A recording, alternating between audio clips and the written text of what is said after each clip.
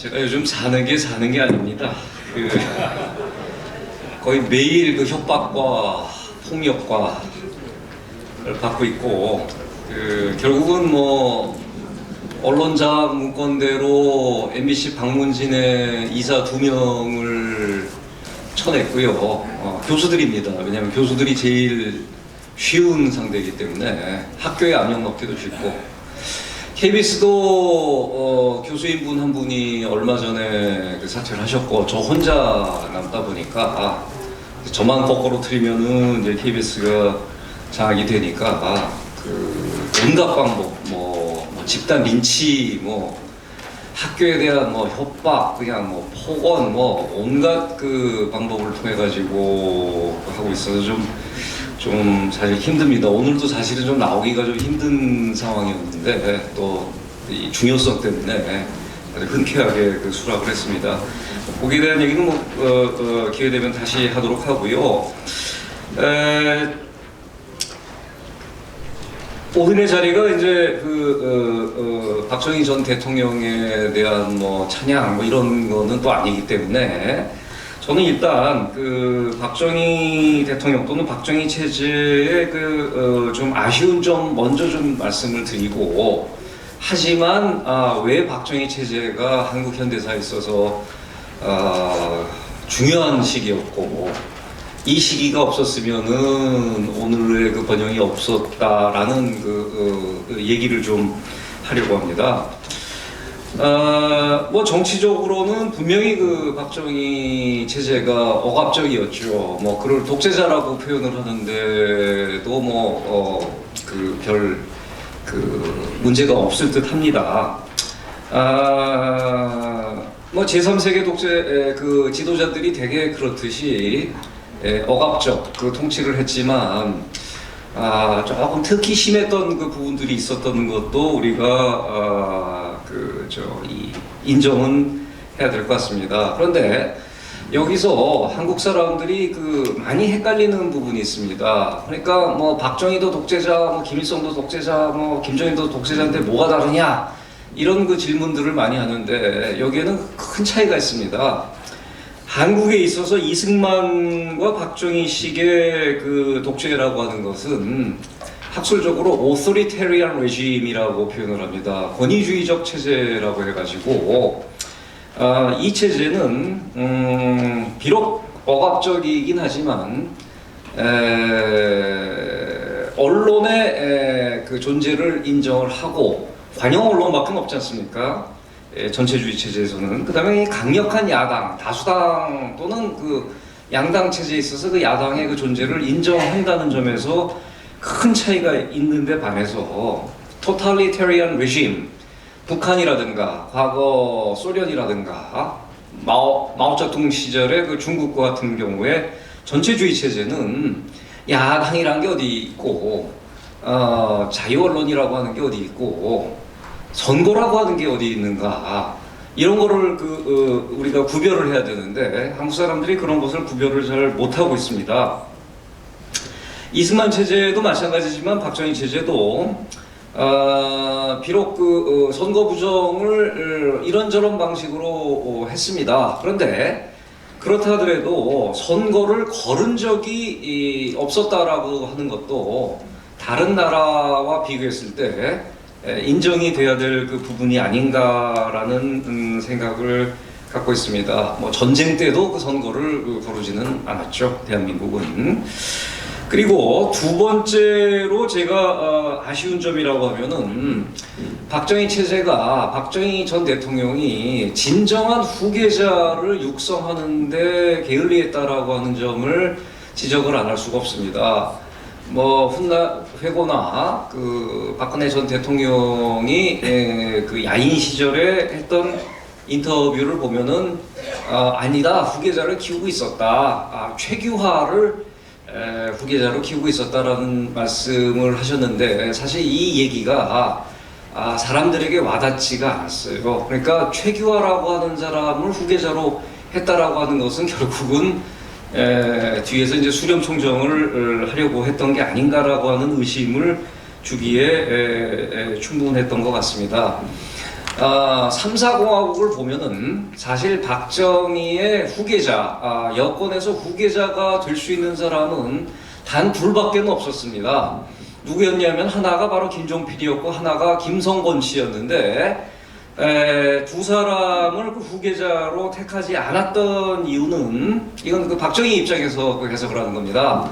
김종필 씨에 대한 불신, 저 사람에게 정권을 줬다가는 내가 했던 게 도루묵이 되겠구나라고 하는 불신이 있었고, 김성건 씨에 대해서는 저 사람에게 정권이 가면은 일본식 금권 정치가 되지 않을까라고 하는 의심이 있던 차에 워낙 이 양반이 그 강력한 리더십과 정치력을 갖고 있으면서 한때는 그 4인 체제가 대통령의 권력과 버금갔던 시절이 있었습니다. 그러다가 오치성 내무장관 해임 결의안 통과로 대통령은 그걸 부결시키라고 했는데 김성곤은 가결시키라고 했을 때 공화당 의원들이 김성곤 씨 얘기를 들어서 가결을 시켜버리는 일이 벌어지면서 결국은 그 4인 체제가 무너지면서 진정한 의미의 후계자를 키우지 못하는 정치가라고 하는 것이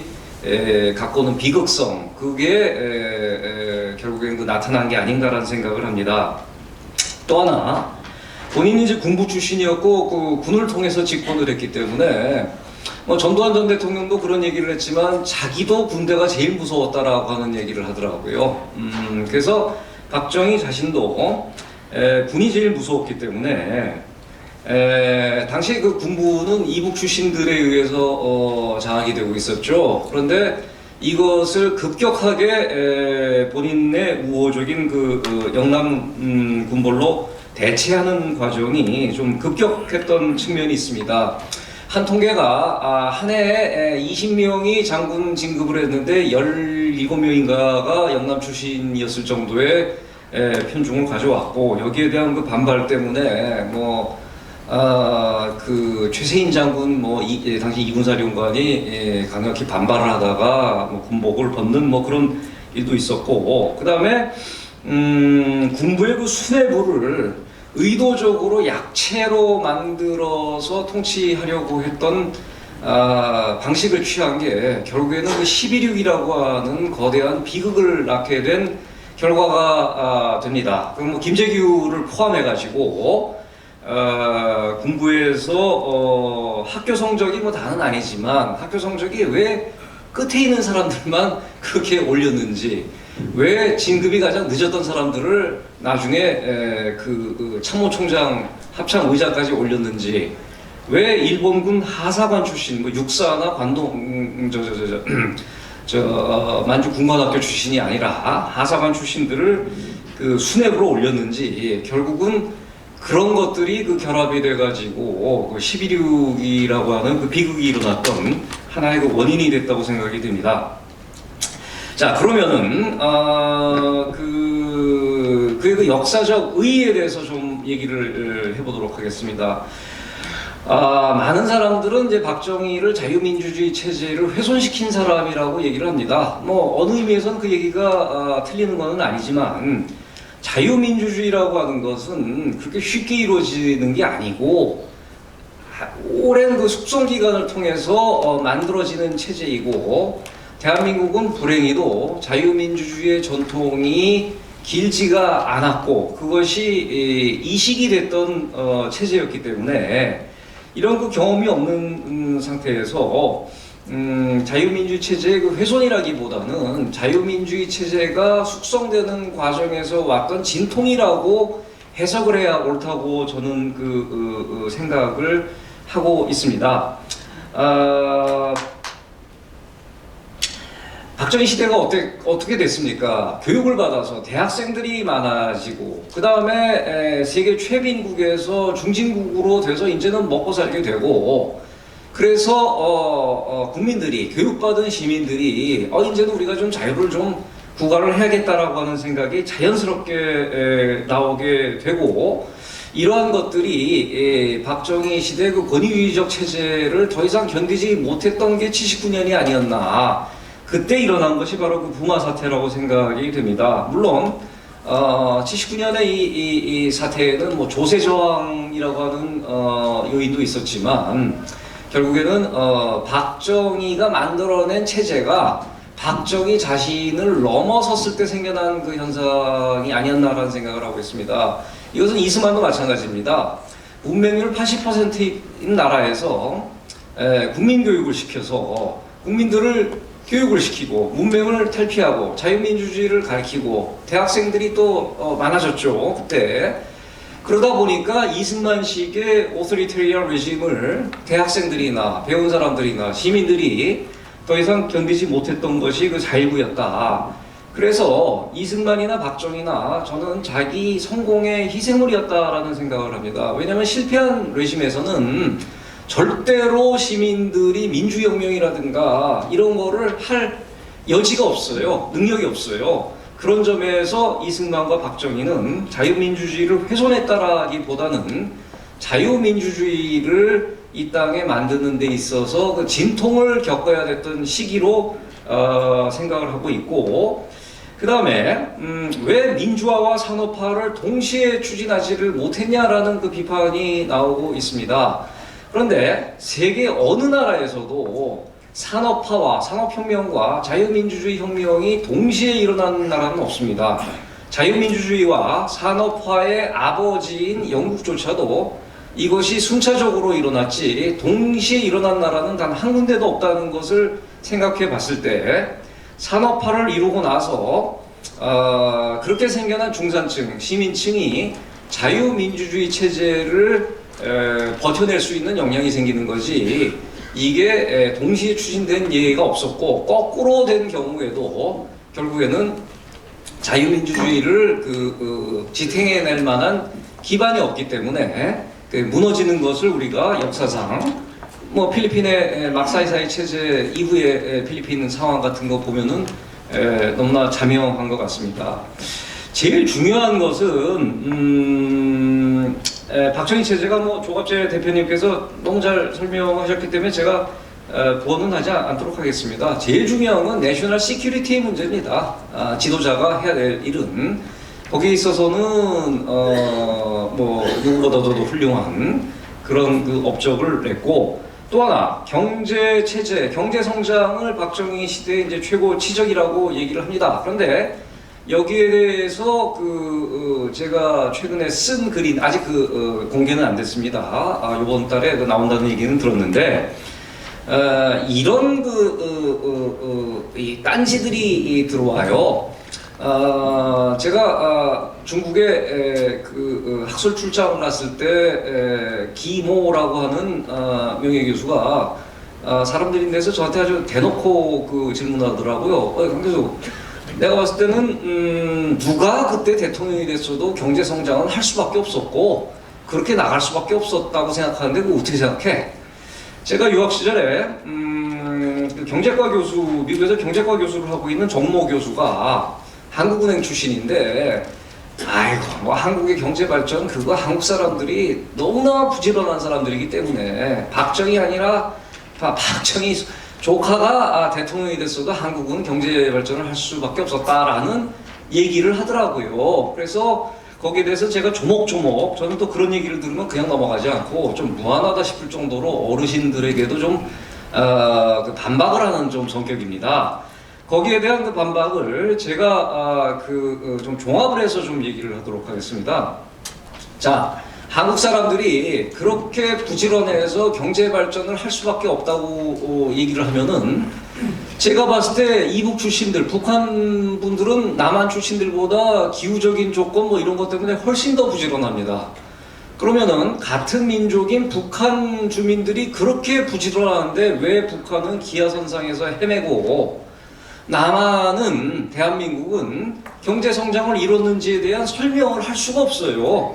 이걸 뭐 민족성, 민족의 근면성 이런 걸로 치환을 했을 때는 그것이 설명이 안 된다라고 하는 것을 먼저 말씀을 드리고 싶고, 박정희가 집권했을 때 한국 경제학계를 제가 좀 설명을 좀 드리도록 하겠습니다.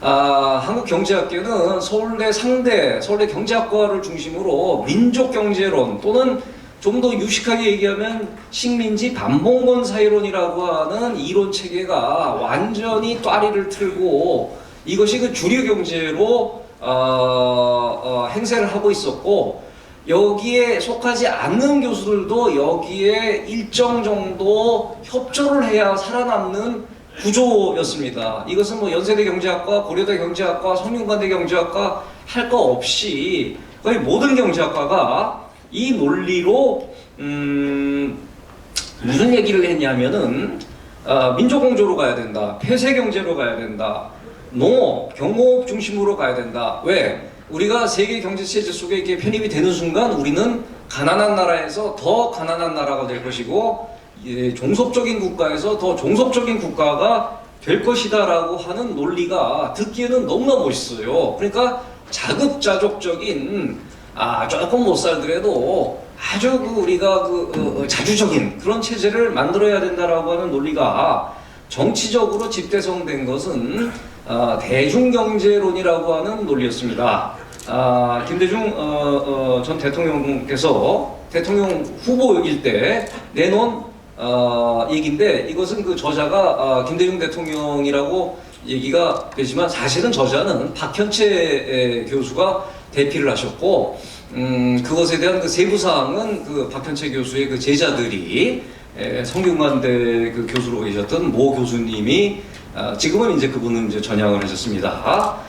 주로 그 세부적인 사항을 그 완성을 했다고 그 내부인들, 당시 이 그룹에 속했던 분들에게 얘기를 들었습니다. 그러면은 당시 한국 경제학계의 주류였던 대중경제론, 민족경제론식으로 갔었으면은 우리나라의 경제는 잘 돼봤자 지금 미얀마 수준의 경제 정도밖에는 안 됐을 것이고, 이런 경제 체제를 가지고는 북한 체제에 먹힐 수밖에 없지 않았을까라고 하는 생각을 합니다. 이러한 그 주류 경제론에 대항을 해서, 아니다, 우리가 세계 경제 속에 아주 적극적으로 편입을 해가지고 수출 주도 경제, 무역 주도 경제로 나가야 된다고 했을 때 이게 좀 미친 짓이라고 했어요. 경부고속도로 만들 때 행락객들의 그 유흥도로다, 우리에게 왜 이런 도로가 필요하냐라고 하는 게 놀랍게도 당시 야권뿐만 아니라 모든 언론들, 그 다음에 여권에서도 강력하게 특히 군부에서 제의가 될 때 이런 것들을 이겨내고 추진해낼 만한 추동력은 박정희 체제 이외에는 갖기가 상당히 힘들었지 않았을까라고 하는 게 저의 생각이기도 합니다. 다행히 이런 그 박정희 경제론이라고 얘기할 수 있는, 여기에 대해서는 우리 그 좌승희 교수님 혹시 오셨습니까? 네, 좌승희 교수님께서 제일 전문가시기 때문에 참 앞에서 제가 이런 얘기를 하는 게 그 볼도저 앞에서 그 삽질을 하는 그런 느낌이 좀 듭니다만은, 당시 그 박정희의 그 경제론이라고 하는 것은 세계 경제 이론에 없는 아주 독특한 이론이었고, 반대가 있는 것은 당연한데, 다행히 이 논리에 그 힘을 실어주는 그룹이 하나 있었는데, 그게 바로 서강대학교 경제학과에서 근무를 하고 있었던 서강학파입니다. 그럼 왜 서강학파 교수들은 이러한 그 개방형, 수출 주도형 경제를 지지를 했는가?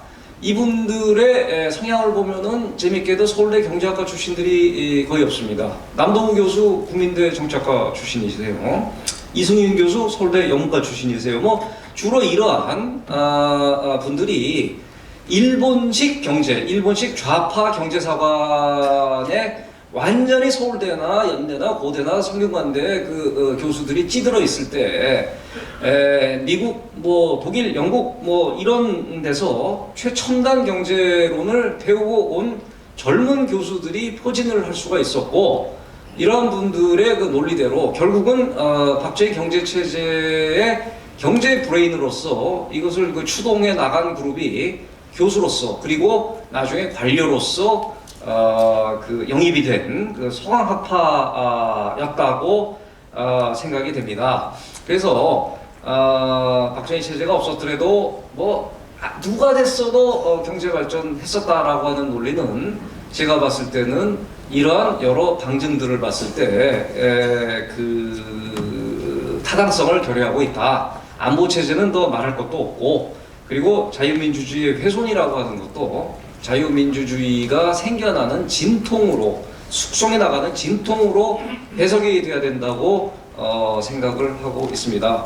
자, 박정희에 대한 얘기는 이 정도로 하고 이 주최 측의 그 요청으로 지금 벌어지고 있는 방송에 대해서 아주 간략하게 얘기를 말씀드리도록 하겠습니다. 방송 장악 문건, 정권을 장악하면 방송을 장악하고 싶죠. 그런데 옛날에는 사장과 이사장을 직접 공격을 해서 끌어내리는 방식을 취했는데, 이제는 이사 2명만 쳐내면은 이사장과 사장을 갈 수 있다라고 하는 신종수법을 발견을 했습니다. 그래서 이 신종수법에 따라서 아주 그 문건대로 저 같으면 조금 창의적으로 좀 바꿀 텐데, 그게 조선일보에 또 취재로 나왔으니까. 근데 그냥 밀고 나가면서 제일 건드리기 쉬운 교수들을 타겟으로 해가지고 아주 그냥 그 야비하기 짝이 없는 지금 행동들을 하고 있습니다. 그래서 MBC는 성공을 했고, 그것도 그냥 뭐 전격적으로 국감이 진행되는 가운데 돼서 국감이 뭐 파행으로 가고 있고, 안철수 국민의당 대표는 그거 뭐 잘하고 있는 건데 왜 그 국감을 파행시키냐라는 또 안철수다운 그런 또 얘기를 좀 하고 있고, 이제 KBS도 뭐 제 생각에는 뭐 버텨봤자 얼마나 버티겠습니까? 제가 지금 뭐 얼굴이 반쪽이 되고 지금 뭐 온갖 그 수모를 받고 뭐 그냥 저희 집 가족들 그 사진을 그냥 집 앞에서 다 찍어가지고 그 사진들을 온 동네에 뿌리고 다니고 있고, 뭐 김원배 이사 같은 경우는 가족들 사진을 뭐 현상 수배 그래가지고 대전에 계시거든요. 하고 뭐 학교로 찾아와서 난동을 부리고, 저 같은 경우는 교회로 가서 난동을 부리고, 이러한 그 행태들이 이렇게 무리수를 쓰는 게, 여러분들 제가 한번 질문을 던지겠습니다. 이게 그냥 넘어갈 수 있다고 생각하십니까? 이게 나중에 특검의 대상이 될 수밖에 없다고 저는 생각이 되는데, 거기에 대해서 어떻게 생각하십니까?